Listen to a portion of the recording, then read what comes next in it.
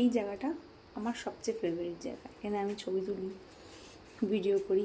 যাই হোক, আরও কিছু পার্সেল এসছে যেটা তোমাদের সাথে শেয়ার করব। তো চলো দেখা যাক কি। একটা ভীষণ সুন্দর জিনিস এসছে, সেটা ঠাকুর ঘরের জন্যই এসছে।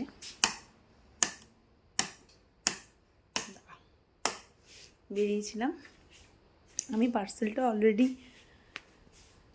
ওপেন করে নিয়েছি, কারণ হচ্ছে গিয়ে আনবক্সিং করে নিয়েছি, কারণ এক হাতে মোবাইল থেকে করা সম্ভব হয় না, সেই জন্য। তো চলো দেখাই তোমাদেরকে। দেখো, ঠাকুরের ঘরে ঘন্টা, দুটো ঘন্টা আছে, আরও 4টে ঘন্টা আসবে। কেমন হয়েছে তোমরা কিন্তু বলবে, কেমন হয়েছে জানিও তোমরা। তো যাই হোক, আজকের মতো ভিডিওটা এখানেই শেষ করছি। দেখা হবে নেক্সট ভিডিওতে। ততক্ষণ সবাই ভালো থাকবেন, সুস্থ থাকবেন, আনন্দ থাকবেন।